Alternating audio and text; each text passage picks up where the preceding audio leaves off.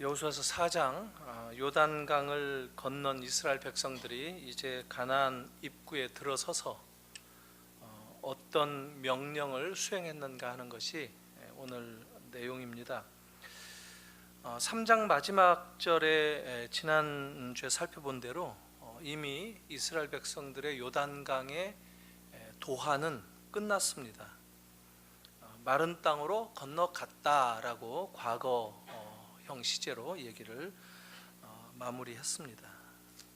그리고 오늘 이 4장은 그 다음의 일에 대해서 기록한 내용들이죠. 그러니까 12지파에서 한 사람씩 12를 따로 취해서 제사장들이 섰던 곳에 그곳에서 돌을 가져와 유숙할 곳에 두어서 기념이 되게 하라, 이렇게 거듭거듭 반복해서 명령을 합니다. 그들이 유숙할 곳, 그곳은 19절에 보면 길갈이라고 알려지고 있습니다. 오늘 말씀 가운데 몇 가지 특징만을 좀 살펴보면서 우리에게 역시 이스라엘 백성들뿐만 아니라 우리에게도 주시는 하나님의 말씀의 가르침을 좀 묵상했으면 좋겠습니다. 1절에 보면 여호와께서 여호수아에게 말씀하여 이르시되, 이런 표현을 했습니다. 굉장히 익숙한 표현이죠. 여호와께서 여호수아에게 말씀하여 이르셨다. 여호수아 말고 이 앞에까지만 해도 이 문형은 그대로 여호와께서 모세에게 말씀하여 이르시되, 이렇게 누누이 강조해서 해왔던 것을 우리가 기억을 합니다. 그런데 이 말씀은 이제 이런 식으로 진행이 된다는 거죠. 여호와께서 여호수아에게 말씀하여 이르시되, 또 여호수아는 3절 첫 절에 보니까 그들에게 명령하여 이르기를, 여호와께서는 여호수아에게 명령하셨고 여호와는 백성들에게 명령하여서 일을 행하고 있는 것을 보여주고 있는 그런 패턴입니다. 계속해서 그렇게 얘기가 진행되는 것을 4장 내내 보여주고 있습니다. 앞으로 여호수아서에 계속 나오는 문형이기도 합니다. 5절도 보니까 그 문형이 나옵니다. 그들에게 이르되, 백성들에게 말한다는 것이죠. 7절에도 그들에게 이르기를, 똑같은 것이죠. 8절에도 마찬가지입니다. 이스라엘 자손들이 여호수아가 명령한 대로 행하여, 그 명령한 대로 행한 것은 여호와께서 여호수아에게 이르신 대로였다, 이런 거죠. 계속해서 반복되는 말씀입니다. 10절에도 또 나오죠. 여호와께서 여호수아에게 명령하사 백성에게 말하게 하신 일, 곧 모세가 여호수아에게 명령한 일이 다 마치기까지. 하나님의 말씀이 우리에게 이렇게 향하고 전달되어지는 이 루트, 이것이 지금 강조되고 있다 하는 겁니다. 이게 일종의 패턴입니다. 그러니까 여기서 보면은 여호수아를 모세와 동등하게 하나님이 인정하시고 또 여호수아를 사용하신다 하는 겁니다. 여호와께서는 여호수아에게, 여호수아는 백성들에게 이제 명령하는 방식으로 이스라엘이 이제 하나님의 말씀을 받는다라는 겁니다. 그러니까 모세를 완전히 대체하고 있는 여호수아의 그 위상, 그 위치를 우리가 확인할 수가 있겠습니다.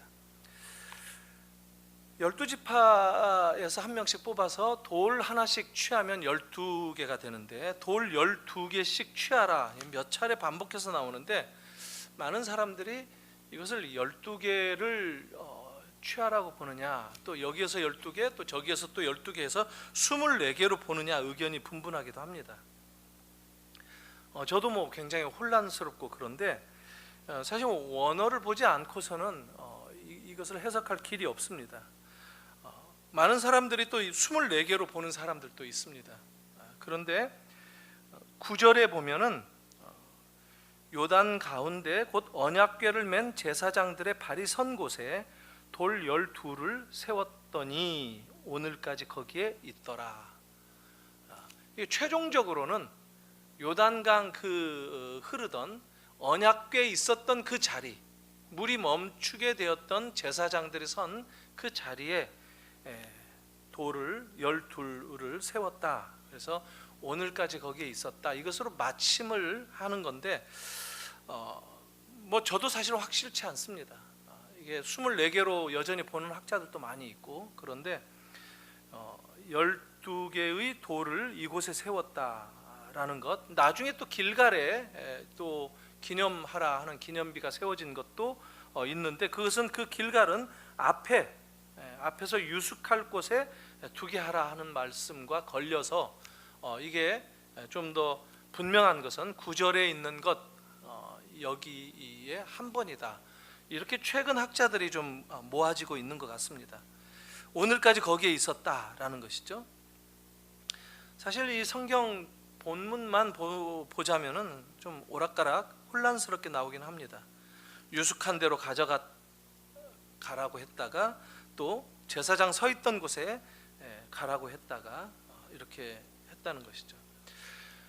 이건 굉장히 의미가 있는데, 이 돌을 12개를 기념하여 세우라 했는데 그게 요단 강 한 복판에 세웠단 말이죠. 그러니까 이들이 요단강을 다 건너가고 난 다음에 강은 어떻게 되었어요? 멈추어서 물이 쌓였던 것이 다시 원래대로 흘러갔는데, 지금 바로 추수 때 홍수가 나듯이 물살이 거세게 언덕을 넘치듯이 위협하는 아주 거센 물살로 덮이게 되었다라는 것인데, 돌을 12개를 세웠는데 물이 가려져서 보이지 않는 그곳에 지금 세웠다라는 겁니다. 이게 굉장히 중요한 의미가 있습니다. 하나님의 말씀을 우리들이 이렇게 무엇보다도 마음 가운데 새기는 것이 굉장히 중요하다 하는 것을 특별한 의미로 가르치고 있다라고 켈빈은 그렇게 해석하기도 했습니다. 가뭄 때는 이게 드러나겠죠. 그러니까 1년에 뭐 한 반 이상은 드러나고 반이 안 되는 추수 때, 이 겨울철 우기 때 덮이게 되고 하는 그런 거라는 거죠. 그러니까 눈에 보이지 않아도 분명히 하나님께서 기념하실 만한 일을 행하셨던 것들을 알만한 사람들은 안다는 것, 이게 믿음의 눈이다라고 하는 것을 얘기하고 있는 것이죠. 하나님은 이 돌들 12개의 돌을 요단을 건너게 하신 하나님의 기적의 증거 자료로 남기기를 원하셨습니다. 표징이 되게 하셨다 하는 겁니다. 그 내용이 뭐냐 하면은, 이스라엘 이 모든 백성들이 하나님께서 인도하신 것에 의해서 홍해를 건너듯이, 오늘 말씀 나온 대로 홍해를 마른 땅처럼 건넌 것처럼 이스라엘 백성들이 요단을 건넜다, 요단강을 건넜다라고 하는 그것을, 그 하나님의 기적을 증거하는 돌로 세우게 하셨다는 것이죠. 그리고 또 다른 의미로 그 기념이 되게 하라, 그리고 또 자녀들이 물어볼 때 그렇게 말을 하라 했던 점에 있어서 후대를 위한 신앙 교육으로 삼도록 하라 하는 것이죠. 7절 하반부에 나오죠. 이스라엘 자손에게 영원히 기념이 될 것이다 라고 얘기를 합니다. 이를테면 그 돌들을 보면 이스라엘 백성들은 현장 학습처럼 하나님께서 이렇게 인도하셨구나 하는 겁니다. 이 요단강은 나중에 이스라엘 왕국 시대에 보면은 이스라엘 안에 땅으로 편입되어 있습니다. 왜 요단 동편 쪽에 루벤과 갓과 또 므낫세 반 지파들이 땅을 차지하고 살지 않습니까? 그러니까 요단 동편 서편 할 것 없이 요단강 전체는 이스라엘에 속해 있는 강이 되고 말았기 때문에, 그런 의미에 있어서 이제 계속 산 교육으로 이스라엘 안에, 영토 안에 있는 그런 기념비가 되었다, 이렇게 볼 수가 있겠습니다. 현장 체험 학습이다 하는 것이죠. 사실 하나님께서는 기적을 아무 때나 베푸시는 분은 아니죠. 하나님은 사실 능력이 있으시고 원하시면 어떠한 기적도 행하시지만, 아무 때나 또 어떤 그 장소든지 가리지 않고 기적을 베푸신 것은 아닙니다. 특히 백성들이 원한다고 해서 하나님이 그렇게 아무 때나 기적을 행하시지는 않는다는 거 우리가 알 수가 있습니다. 예를 들면 하나님은 그 능력의 원천이신데 그 능력을 시시때때로 원한다고 사람들에게 다 드러내고 보여주고 그러시지는 않는다라는 거예요. 하나님의 그 위엄, 그 하나님의 어떤 그 권위, 이런 것들이 충분히 충족되어지고 또 당신의 목적과 당신의 계획에 따라서 행하시는 것이 기적인 것이지, 그렇게 백성들이 원한다고 아무 때나 하지는 않는다는 것이죠. 성악가 조수미 씨 있지 않습니까? 조수미 같은 이 세계적인 성악가한테 노래 잘하니까 노래방 가서 아무 때나 노래 한번 불러봐라, 노래 한번 불러봐라 하면은 그 모욕이죠. 사실 모욕이죠. 군대에 갔을 때 그런 일들을 겪는데, 가수들도 군대 가지 않습니까? 너 군대 가면 이제 고참들이 다 그렇게 얘기합니다. 너 사회에서 뭐 하다 왔어? 너 뭐 하다 왔어? 전 공부하다가 왔는데요. 저쪽으로 가 임마. 그리고 저 노래하다가 왔는데요. 이게 뭐 가수도 아니고 밤무대에서 노래했다라고 하는 이런 사람이 있으면, 그래? 너 한번 노래 한번 해봐. 그래서 노래 시키거든요. 훈련할 때나 뭐 자대 배치 받아서나 내무반이나 뭐 밖에서 또 그늘에 앉아서 쉴 때나 아무 때나 너 노래 한번 해봐. 그리고 또 눈에 안 띄면은 야 누구 어딨어 해가지고 너 이리 와 해가지고 노래 한번 해봐. 군대니까 이런 게 가능한데 굉장히 어처구니 없는 일이죠.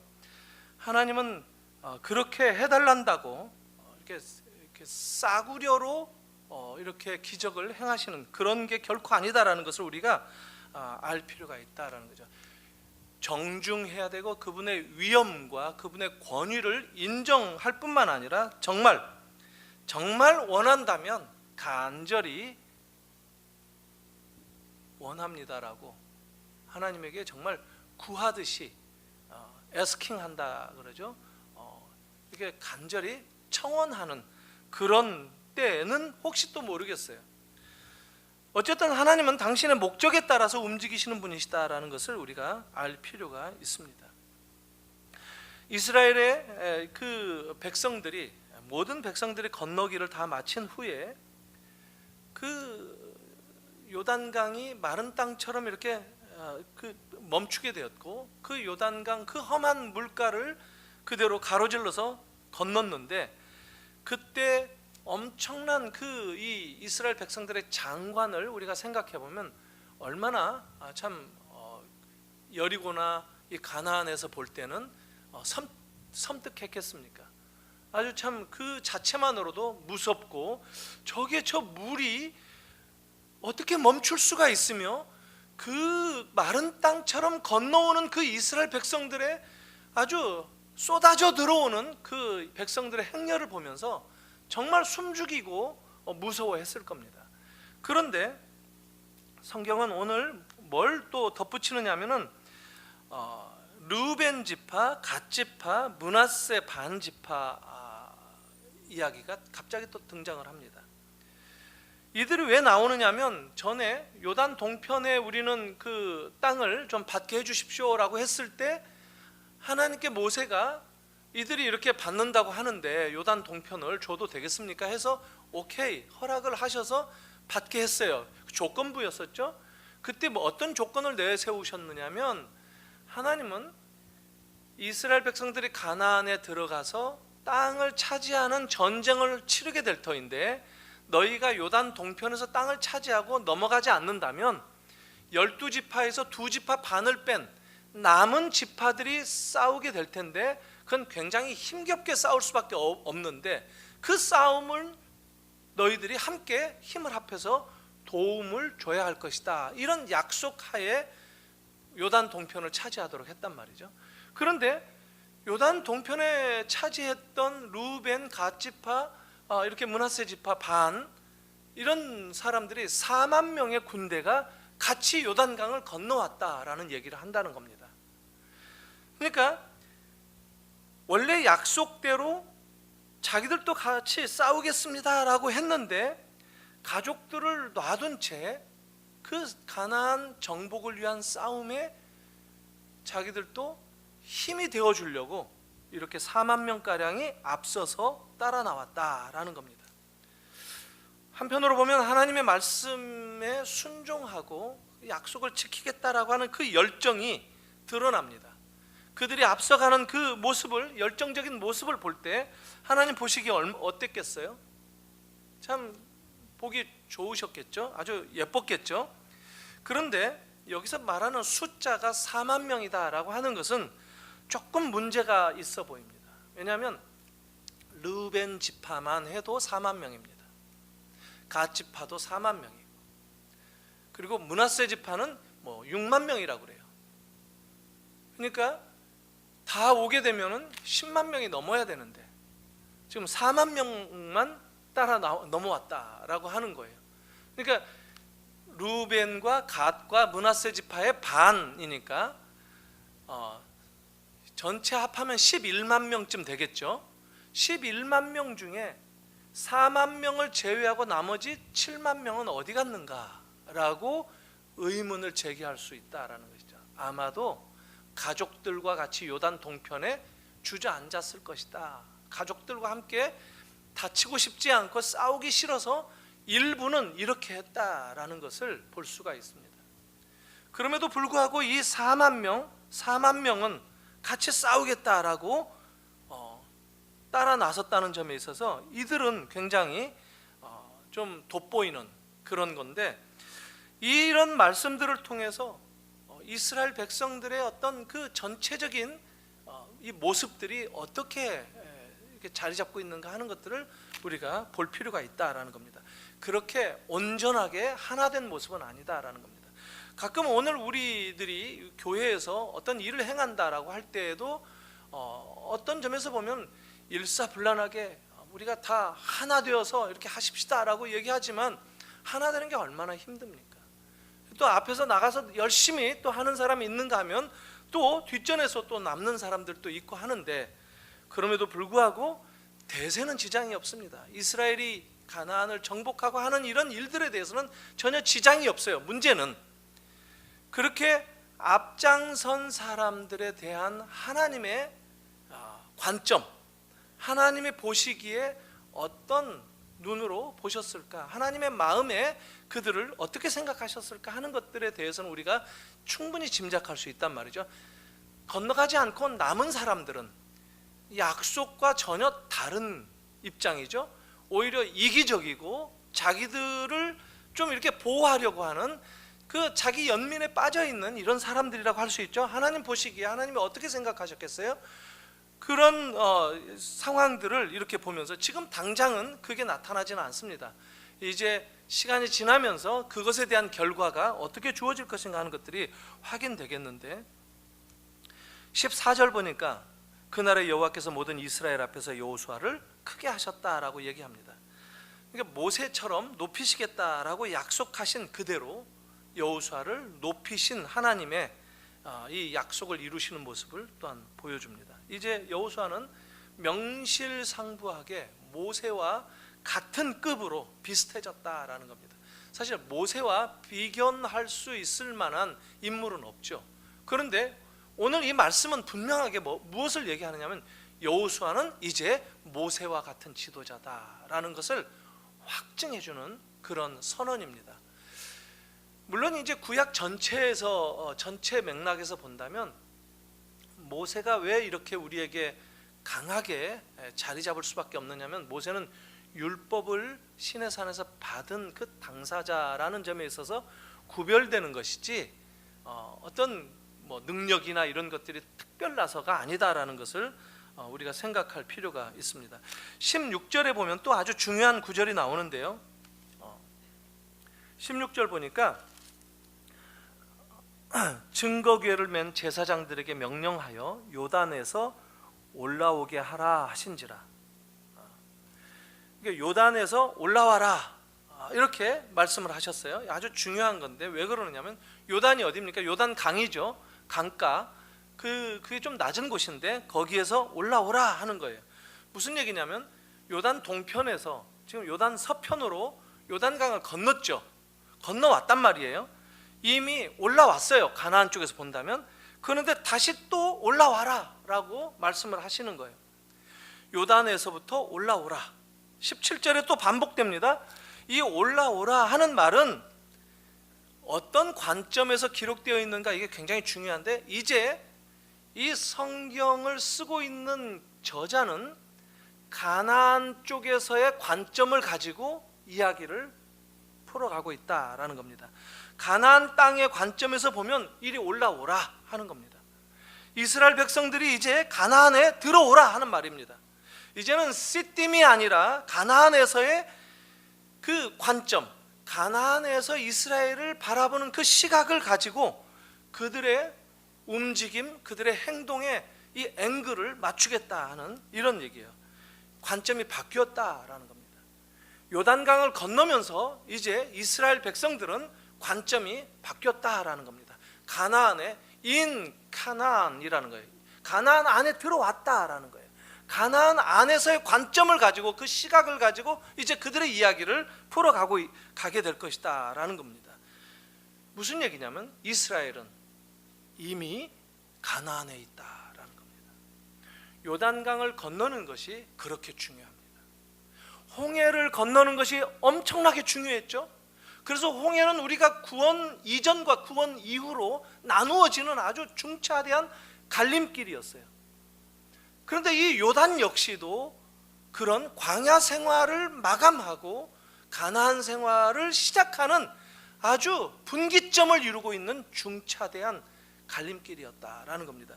그것을 지금 성경이 분명하게 선언을 하고 있다라는 겁니다. 19절 20절을 보겠습니다. 길갈에 또 세우라고 그랬죠. 그리고 제사장들이 발이 머물렀던 곳에 다시 세웠다는 이야기가 다시 또 반복되고 있죠. 그러니까 하나로 이렇게 보면 또 이해를 할 수가 있을 겁니다. 왜 그랬는가? 왜 기념비를 세우는 것을 이렇게 반복해서 강조하는가? 이것은 바로 하나님이 행하신 일이라는 것을 기억하는 게 매우 중요하다라는 겁니다. 역사를 움직이고 역사를 주관하시는 분은 하나님이시다라는 거예요. 이스라엘도 아니고 여호수아도 아니고 우리가 기념해야 되고 우리가 기억해야 될 것은 하나님의 역사다라는 것을 하나님은 우리가 알기를 원하셨다라는 겁니다. 사실 이런 모든 그 역사적인 의미를 남겼던 모든 나라들이나 문명이나 이런 데는 다 기록을 남기죠. 교회도 기록을 남깁니다. 그런데 우리가 기록을 남겨야 되는 그 기록의 중심이 뭐냐면은 하나님이 인도하셨다라고 하는 것, 하나님이 주장하셨다라고 하는 것, 하나님이 계획을 세우셨고 하나님이 이루시고 성취하셨다라는 것을 기념하는 것, 이게 굉장히 중요하다라는 말을 얘기하고 있습니다. 그러니까 말만이 아니라 글을 써서 남긴다 할지라도 세상에 남기는 그 모든 것들, 어떤 영향을 끼치기 위해서 남기는 모든 문헌들이나 자료들이나 이런 것들은 다 누구를 위한 것이냐라고 할 때 하나님을 위해서 남겨야 된다라는 것을 우리가 다시 한번 확인을 합니다. 마지막으로 한번 24절에 저는 우리가 좀 종종 쉽게 놓치는 구절이다라는 생각이 듭니다. 24절 보면은 우리가 아주 자주 놓치는 표현인데, 건너왔단 말이에요. 건너와서 이제 하나님이 이렇게 건너게 하신 것을 알아야 돼요. 근데 누가 알아야 돼요? 그래서 이게 나옵니다. 이는 땅의 모든 백성에게 여호와의 손이 강하게 하신 것을 알게 하며, 가나안 사람들만 알게 하신 게 아니에요. 땅의 모든 백성들이 다 하나님이 이스라엘을 가나안으로 이끄셨다라는 것을 알게 하시겠다라는 겁니다. 여기서 모든 사람은 우리들도 포함됩니다. 우리들도 믿음으로 하나님이 행하셨다라고 하는 것을 알게 하고 고백하게 하고 믿게 하는 것, 그것입니다. 출애굽과 이 요단을 건너서 가나안에 들어간 것에 차이점이 있다면 뭐냐면, 출애굽은 건너고 난 다음에 믿게 됩니다. 건너고 난 다음에 믿게 되었어요. 이스라엘 백성들이.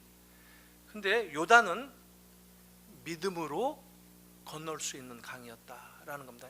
이게 약간의 차이가 있습니다. 이게 무슨 얘기냐면, 흔히 얘기할 때 뭐 사람들은 칭의와 성화와 이렇게 교리적으로 얘기하기도 하고 의미가 없는 것은 아니지만, 이제 광야 생활을 접고 가나안에서의 이스라엘 백성들의 삶에 요구되는 가장 으뜸되는 기준이 믿음이다라는 것을 다시 확인시켜 줍니다. 이것은 오늘 우리들에게도 마찬가지입니다. 저와 여러분들도 바로 믿음의 눈을 가지고 하나님 우리를 인도하신다, 하나님이 우리를 이끄신다, 그 하나님이 불가능한 상황 가운데에서 가능하게 요단강을 건너게 해주실 우리의 주님이시다. 여호와 하나님의 그 위대하심을 우리가 믿음의 눈으로 바라봐야 된다라고 하는 것, 거기에 나도 포함되는 게 너무 당연하다 하는 것, 이것이 여호수아서 4장이 주는 교훈이 아닌가 싶습니다. 사랑하는 성도 여러분, 우리들도 하나님이 우리의 삶을 돌아보면 얼마나 큰 기적으로 역사하셨는지 참 얘기하라면 밤을 새도 다 못다 할 정도의 많은 일들을 경험한 게 우리들의 인생이기도 할 것입니다. 그러나 또 불행인지 다행인지, 한편으로는 불행이고 또 다른 한편으로는 다행이겠지만, 우리는 그것을 늘 까먹고 주저앉아서 내가 어떤 하나님께 대우를 받았는가 하는 것들을 망각하는 것은 불행하고, 그러나 다시 쌩쌩하게 주님, 저 아무것도 모릅니다 하고 주님 앞에 다시 나올 수 있다는 것 자체는 행복한 것이고, 우리들이 늘 그런 자리에 있다라는 겁니다. 사랑하는 성도 여러분, 그 하나님을 다시 한번 우리의 주님으로 고백할 수 있기를 바랍니다. 여러분들의 삶 속에서 그 하나님을 인정하고 고백하고 그 하나님이 베풀어 주셨던 이 기념비적인 역사를 내 삶 속에서 돌아보면서 그거 붙들고 오늘 여러분들을 가로막고 있는 장애물들을 헤쳐갈 수 있는 여러분들이 되시기를 주님의 이름으로 축복합니다.